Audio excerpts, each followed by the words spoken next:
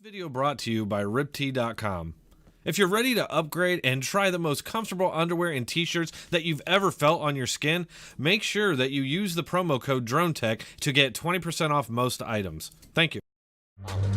We thought he was going to reinforce exactly what Ambassador Volker told us last week.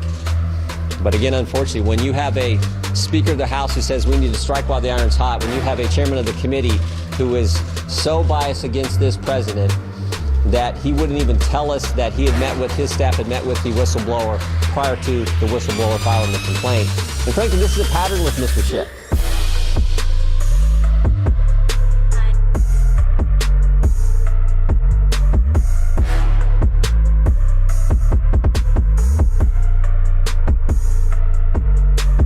Welcome back, everyone.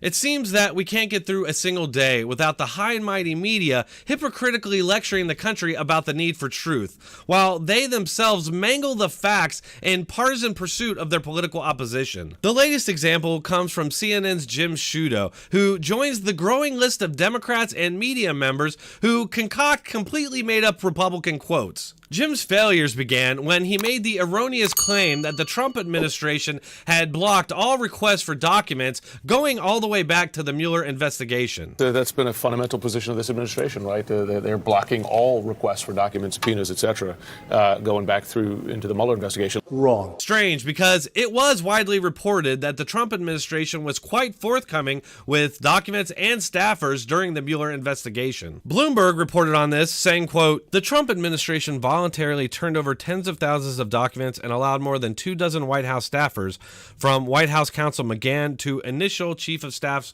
Reince Priebus, to be interviewed without asserting executive privilege." Not only that, but the Trump administration was quick to release the original complaint and the transcript of the call with the Ukrainian president. Sciutto is reaching here, and in a plainly partisan manner, not exactly the behavior of a good faith journalist.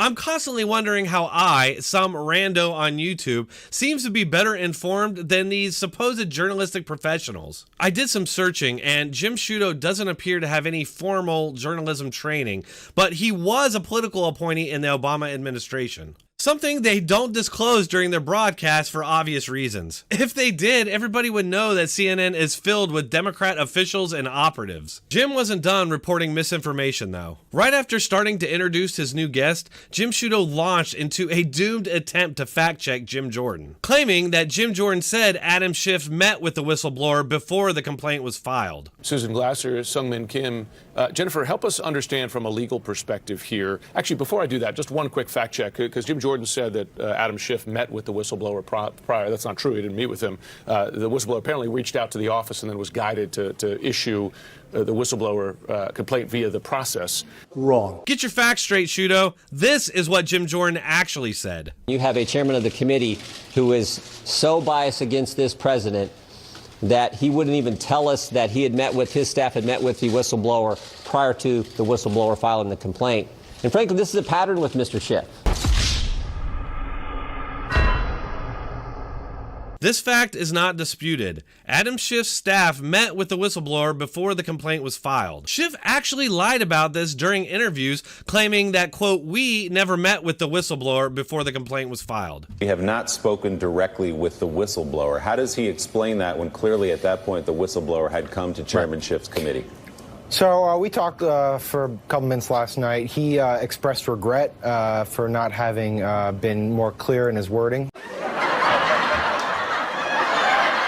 Even the left-leaning Washington Post fact-checker labeled Schiff's claims, quote, "flat-out false." Why in the world is Jim Sciutto lying in order to perpetuate a debunked lie? It doesn't seem like something an objective news correspondent would do, and more like the actions of a political operative. If members of the media are going to constantly present themselves as gatekeepers of the facts, they should maybe work a little harder to make sure they actually have the facts. It's ridiculous. I mean, the video of Jim Jordan speaking played just before Sciutto's failed fact check. The lack of attention to detail is either intentional or just more proof that these people are not the professionals they claim to be. That's all I have for you today.